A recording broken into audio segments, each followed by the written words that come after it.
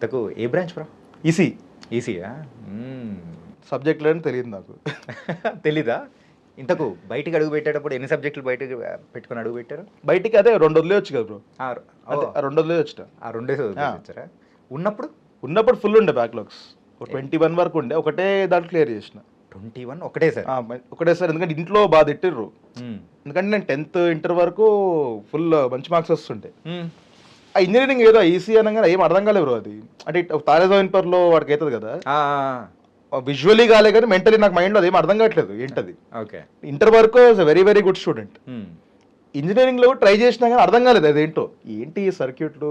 I think I choose the wrong ఇదో, but what ever, ఇంకా complete చేయాలని చెప్పి లాస్ట్ ఉన్న 21 అప్పుడు ఇంకా ఈగోకి తీసుకొని ఫుల్ చదువు, ఇంకా అంటే లిటరలీ బైహార్ట్ చేసిన. ఇంకా I'm very good at by hearting. Okay. ఇంకా సరే ఇది మనకు నాలెడ్జ్ వరకు ఉపయోగం కాకపోయినా కూడా ఇంట్లో కోసం ఇది ఫినిష్ చేయాలి అని, ఆ సర్టిఫికేట్ అనేది చూపించాలి, ఫినిష్ చేసి ఇంకా అప్పుడు, ఎందుకంటే అప్పుడు ఇంకా మనల్ని కొంచెం వదిలేస్తారు అట్లీస్ట్ మెంటలీ, అట్లీస్ట్ వాళ్ళు కూడా ఓకే సరే ఇంజనీరింగ్ అయిపోయింది కదా ఏదో ఒకటి చేసుకుంటాడులే. ఓకే. అట్లా బ్రో ఎప్పుడు అంటే ఈ క్రేజీనెస్ అనేది ఎక్కడి నుంచి స్టార్ట్ అయింది మీకు? ఎప్పుడు నుంచి క్రేజీనెస్? ఇంకా అది ఏదో ఉంది బ్రో, బాగానే లోపల ఉంటుంది. లోపల ఉండడం ప్రతి ఒక్కరికి ఉంటుంది బ్రో. అవునవును. అది టైంని బట్టి రావడం అట్లుంటుంది. బట్ మన స్టైల్ని కంప్లీట్గా ఒక క్రేజీగా మార్చుకోవడం కానీ ఇది మీలో మాత్రం క్లియర్ కట్గా అర్థమైపోతుంటుంది. Okay okay. అంటే లుక్ వైజ్ అలా అంటున్నారా? ఆర్ లుక్ వైజ్ అనే కాదు, మాటలు కానీ, ఏమో బ్రో, ఎవ్రీథింగ్. ఐ థింక్ అది ఇట్స్ జస్ట్ ఇంకా జస్ట్ హూ ఐ యామ్ అంతే. అదేం ట్రై ఏం చేయను అలా. అంటే ఇంటర్మీడియట్ వరకు చూసుకుంటే మీరు అయితే మంచిగా చదువుతుంటారు. అయితే డెఫినెట్లీ ఇంజనీరింగ్. ఇంజనీరింగ్. అప్పుడు కూడా మల్లారెడ్డి కాలేజ్. మల్లారెడ్డి కాలేజ్. మొత్తానికైతే మంచిగా ఉన్నారు. Thank you. Something different. Thank you. And me look గురించి ఇంకొకటి అడగాలనుకున్నా. సో ఇది ఎన్నాళ్ళ నుంచి పెంచుతున్నారు? ఇది 4 years అయింది బ్రో. 3.5-4 years ఇప్పటికి. 3.5-4 years. యా. అంటే టిల్లు స్క్వేర్ రాసేటప్పుడు స్టార్ట్ చేస్తాను అనమాట. ఆల్సో సిద్ధుని రోజు చూస్తూ సిద్ధు యశ్లు కూడా అదే కదా, ఇంకా అదొకటి. ప్లస్ టిల్లు స్క్వేర్ రాసేటప్పుడు పెద్ద టైం ఉండకపోయేది మాకు, ఎందుకంటే షూటింగ్ అప్పుడు విపరీతంగా షూట్ చేస్తుండే, తర్వాత రైటింగ్ అప్పుడు రైటింగ్ ఇంకా. సో ఇంకా వదిలేసిన, సరే పెరుగుతుందిగా పెరగని, అందరు బాగానే ఉన్నట్టు మెల్లిమెల్లిగా లుక్. అలా పెంచి కరెక్ట్ ఇంకా కళ్యాణ్ మ్యాడ్కి ఆ రోల్కి ఇదైపోయింది. ఇంకా అలా ఉంచాను, ఇంకా షూటింగ్ అయిపోయే వరకు ఉంచాలి కదా. మ్యాడ్ 1 రిలీజ్ అయింది, ఆ లుక్ వర్కౌట్ అయింది. ఇంకా అప్పుడే కళ్యాణ్ అన్నాడు, మామ ఇంకా నువ్వు పెట్టేసుకో ఈ లుక్, మనం పార్ట్ 2 తీద్దాము అన్నట్టు. అప్పుడే ఇంకా ఫిక్స్గా లేదని పెట్టేసుకోండి. అంటే ఈ మ్యాడ్ గురించి అంటే ఇన్ఫ్యాక్ట్ చెప్పాలంటే ప్రేక్షకులందరికీ బాగా నచ్చింది. కానీ కొంతమంది సో అరే అదేం అంత మూవీ ఏం లేదురా, మ్యాడ్ 1 బాగుంది, మ్యాడ్ 2 ఏం లేదు, అది ఇది అని అంటుంటే వాళ్ళకి ఏం చెప్తారు మీరు యాక్చువల్గా? అలా మనం ఏం చెప్తాం బ్రో, ఇప్పుడు ఎవరి పర్సనల్ లైక్స్ వాళ్ళే. And also if you compare anything to part 1, mostly మీకు పార్ట్ 1 నచ్చుతుంది. ఆల్సో ఏ 2 ఫిల్మ్స్ కంపేర్ చేసినా కూడా మీకు అది వస్తుంది. ఐ వుడ్ సే మ్యాడ్ 2ని మీరు ఫ్రెష్గా అసలు ఏం మైండ్లో పెట్టుకోకుండా ఫ్రెష్గా వెళ్ళి జస్ట్ ఎంజాయ్ చేయాలి అన్న మైండ్ సెట్లో చూస్తే డబుల్ ఎంజాయ్ చేయొచ్చు. That's what I have experienced. అసలు మ్యాడ్ 1 మర్చిపోయాను నేనైతే, బ్యాగేజ్ బట్ క్యారెక్టర్స్ ఏదో అక్కడ గుర్తున్నారు, లిటరలీ అలా వెళ్ళాను నేను. So I think that should be the approach, you will enjoy more.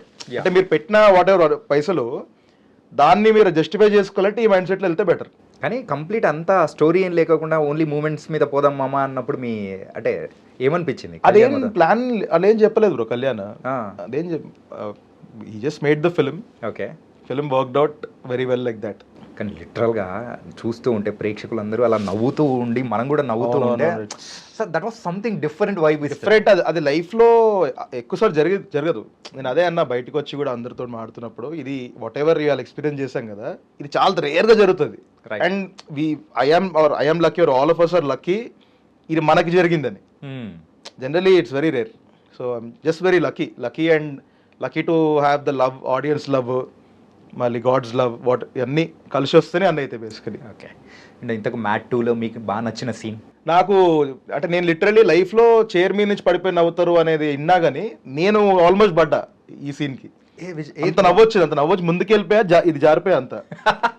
ఇంతకు ఏ సీనో? మన సునీల్ గారు వీళ్ళకి కాల్ చేసి వార్నింగ్ ఇస్తుంటాడు, నీ ఛాతీని చించి అన్నప్పుడు వీళ్ళు హలో హలో హలో అని అసలు ఆ ఎపిసోడ్ మొత్తం నవ్విన. అసలు మళ్ళీ లాస్ట్కి నూడిల్స్ అన్న ఒక నూడిల్స్ అంటారు రామడెత్ రెడ్డి అంటే మళ్ళీ వీడు సంగీత్ ఉండి ఓ వార్నింగ్ అన్న వార్నింగ్ అయితే వాయిస్ నోట్ పెట్టే అన్న సో దట్ వాజ్ నా ఫేవరెట్ ఇప్పటికి. ఓకే. అంటే ప్రెసెంట్ అయితే ప్రేక్షకుల అభిరుచులు అనేది కూడా కంప్లీట్గా మారిపోతూ ఉంది. ఏంటంటే ఏ కైండ్ ఆఫ్ మూవీస్ నచ్చుతున్నారో ఏ కైండ్ ఆఫ్ మూవీస్ నచ్చట్లేదు అనేది ఒక చిన్న డైలమోలో అనేది కూడా ఉంది. కాకపోతే కంటెంట్తో ఉన్నది ఇచ్చామంటే the people are also like it. So అది కూడా ఎంటర్టైన్మెంట్తో కూడుకున్నది ఇవ్వడం అనేది it was a difficult task. Very difficult. మీరు అది ఎలా క్యాచ్ చేశారు? మేమంటే మోర్ దెన్ మీ మ్యాడ్ స్క్వేర్ అంటే కంప్లీట్ కళ్యాణ్ బేబీ అనమాట ఇది.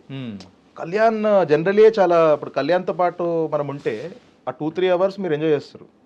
జనరలీ మన న్యాచురల్ పర్సనాలిటీ అది, హ్యూమరే న్యాచురల్ పర్సనాలిటీ, అసలు హ్యూమర్ తప్పితే ఇంకేం ఉండదు. సో కళ్యాణ్ పర్సనాలిటీ మ్యాడ్ అంతది అలా వచ్చిందంటే యాక్చువల్లీ చాలా కష్టం బ్రో. ఎందుకంటే even I have written 1 film, just started out writing, అది కూడా అంటే నా కెరియర్ కూడా. But I can promise you comedy రాయడం ఎంత కష్టం అంటే అసలు మీరు వాళ్ళందరికి రాదు. It has to either come naturally, mostly naturally రావాలి. రైట్. అదే అంటే మీ లోపల ఉండాలి ఆ కామెడీ ఉంటేనే, ఆ సెన్స్ ఉంటేనే, ఆ సెన్స్ ఉండాలి. ఎందుకంటే మీరు only I'm not asking about only the mad square, ఈ టిల్లు స్క్వేర్ కూడా దానిలో రైటింగ్ లో కూడా ఇన్వాల్వ్ అయ్యారు కాబట్టి మోర్ ఆఫ్ డైలాగ్స్ అది కమర్షియల్ తో కూడుకున్న ఎంటర్టైన్మెంట్. దట్ వాస్ ఇంకా వేరే లెవెల్ వచ్చేస్తుంది. దానికి కూడా రైటింగ్ లో ఉండి ఆ కామిక్ టైమింగ్ పట్టుకొని ప్రేక్షకులకు నచ్చేలా చూపించడం అంటే correct. So that's why masking. Correct. అంటే నేను కాలేజ్ నుంచి ఇప్పుడు ఇంజనీరింగ్ అది చెప్పినా కదా, మేము ఎక్కువ ఏం పోలే అని బయటనే కూర్చుంటుంటే కదా, ఈ కూర్చొని జోకులు వేసుకోవడము ఇవన్నీ చేసుకోవడం నుంచి స్టార్ట్ అయింది అంతా. సో జనరలీ డైలాగ్స్ 1-liners అయినా పంచెస్ అయినా ఇవన్నీ ఆల్రెడీ అలవాటు ఒక గ్రూప్ లో కూర్చొని వేసుకోవడము. So and also comedy I think రాయాలంటే ఇట్స్ అబౌట్ మనం లైఫ్ని ఇలా చూస్తున్నాము, ఆ పర్స్పెక్టివ్ మీద ఉంటుంది కామెడీ రైటింగ్. ఇప్పుడు కళ్యాణ్ అబ్జర్వ్ చేస్తే మీరు ఒక చాలా సీరియస్ సిచ్యువేషన్ కామెడీ చేస్తారు. ఇప్పుడు అదే ఒక వార్నింగ్ ని అసలు అలా చేయడం అనేది క్రేజీ అసలు. రైట్. సో అది కళ్యాణ్ స్టైల్ అది. సో అలా. ఓకే. మరి ఇంతకు అల్లరి నరేష్ గారితో మూవీ ఎంతవరకు వచ్చింది బ్రో? అల్లరి నరేష్ గారి మూవీలో కూడా కేమియోనే అది.